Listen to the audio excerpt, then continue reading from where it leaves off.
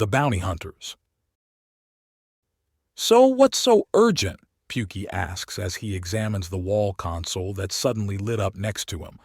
Stupid fuckers using plasma in the station. Not a banger, but straight up plasma. The hull in Sector 1 has a small hole in it now, and if not for some backup systems, there would be an obscene amount of death. Bitch is going down, and then we found out that there's a bounty on her head in the Uniru system. If you're willing to be over the top and make an example out of the bitch, we're willing to help out in capturing her. She's got a deadly weapon, a paranoid mindset, and is a fairly powerful. She's got a plasma canister launcher and decided to fire it off when having a spat underwater. She flash-boiled at least 3 people and the plasma ate through the hull, but thankfully only about 2 layers. Still a huge fucking leak, but not something that'll drain the deck.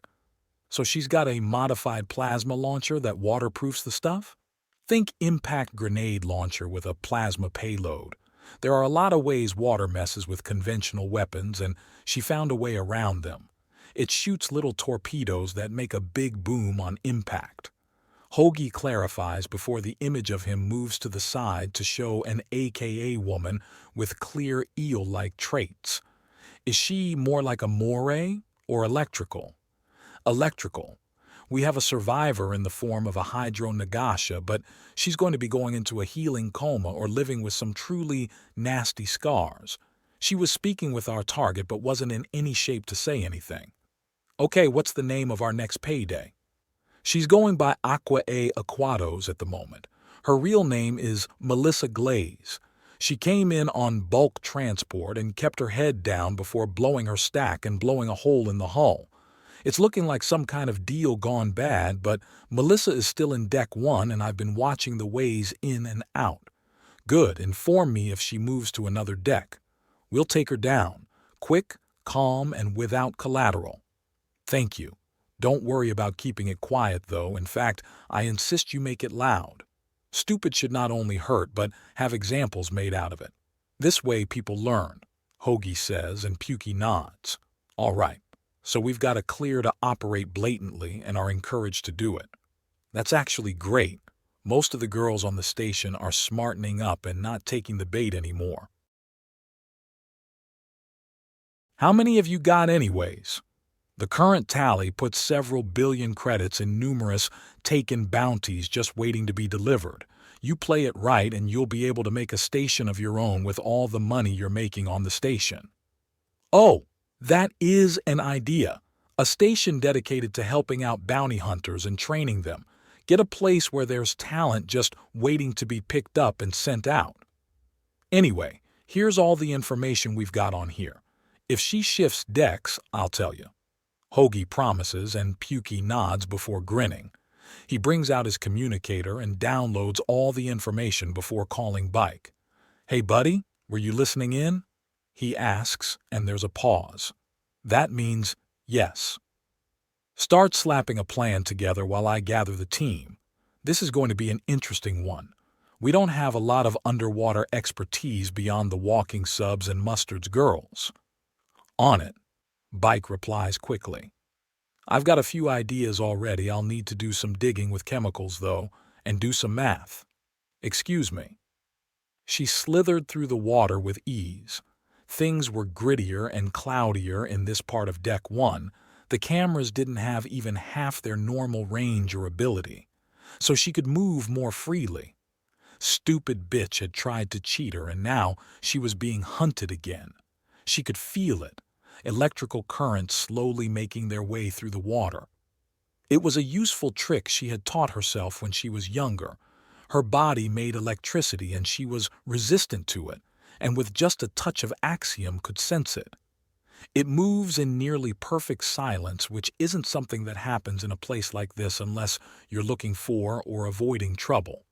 You announce yourselves around here or get a knife in the belly for startling someone. She adjusts her launcher and fits the next torpedo to it. So someone wants to fuck around with armor, do they? Time for them to find out why that's a mistake. You don't come to a water deck if you can't breathe the stuff.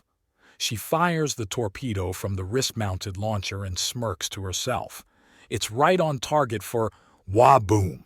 The shockwave is immense and it slams into her like a freight train as something is let off into the water itself. It tastes like meat and muck and something else. Her eyes widen in panic. It's poison. She's been tricked. She unleashes her electrical energies to sheathe herself in its power and swims as far away from the now still mech suit and doesn't trust herself to so much as open her gills until she's well and away from that part of the deck. She brushes by some poor idiot Mara that lets out gasp of shock and then turns to look back and let herself breathe. She's feeling lightheaded. The poison must have it. The poison.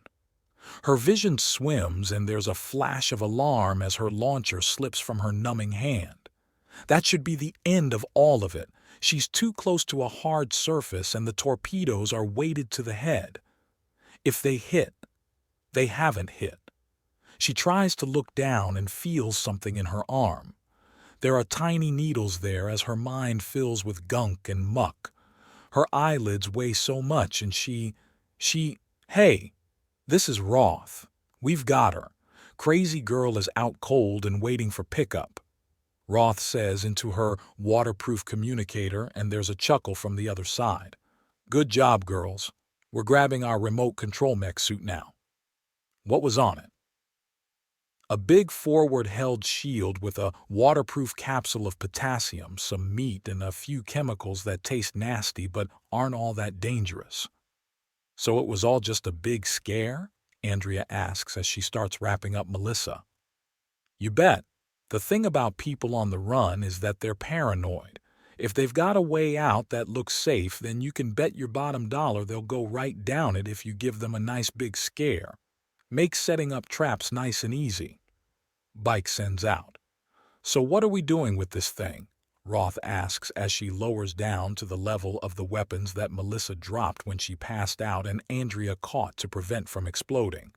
They're resting calmly on this level of alleyway plateau, but neither Mara is comfortable with them. Bring them over.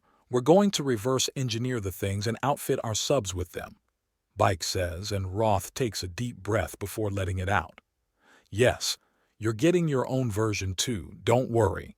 It's not that. This thing is scary. I drop one of these things and boom. Then don't drop one, is Bike's heartless answer. What? Don't drop them. That's all you have to say, Andrea demands with her eyes wide. Hang on, your boy toy has a few things to say. Bike, I swear to God you better lock your damn door at night. I told you not to call me that, Mustard growls out. We're still, technically, on the job, gentlemen. Keep it professional. Pukey warns them, and there's a pause. Right, okay. As much as a dick as Bike was being about it. He is essentially right. Roth, Andrea, we wouldn't be asking these things out of you if we didn't think you could do it. You've been training and you've been on the ball. Not only are you ready for this, but you're more than ready. This should be easy. This should be nothing. Go forward.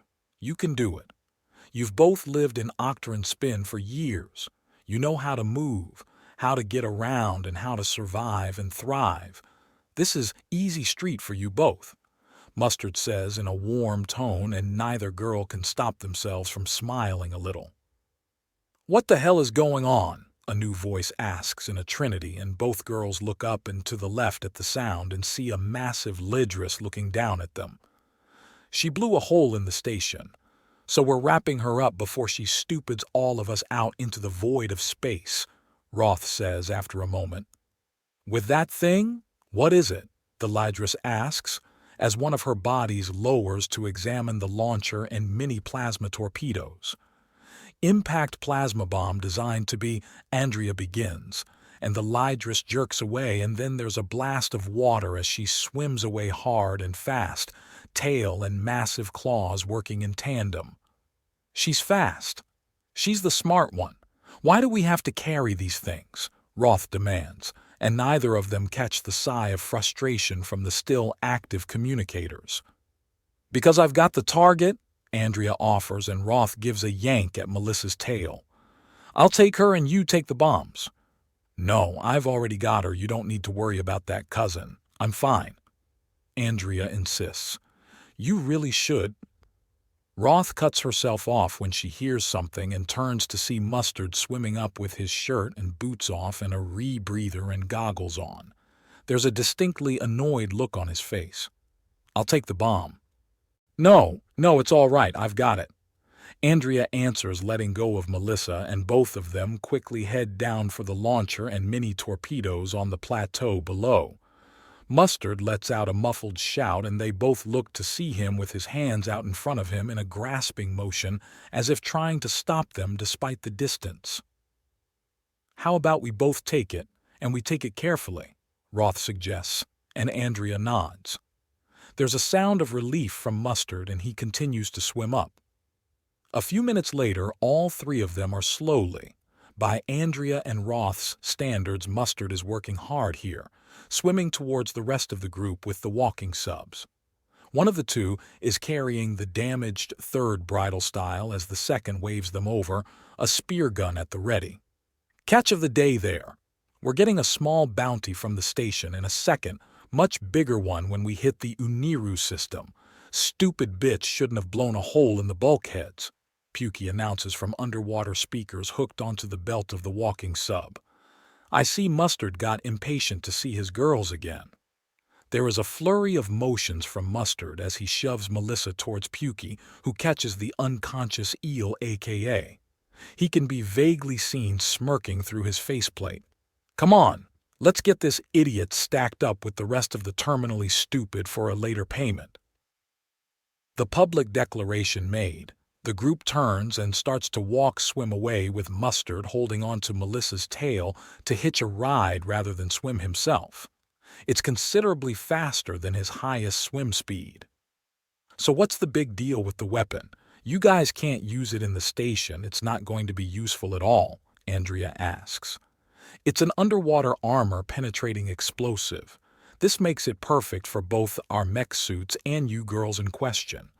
If there's an aquatic enemy hardpoint we need to get through, then this new toy is a perfect can opener. However, we've also tested out a new toy as well, one that'll let us make a non-lethal version of the torpedoes.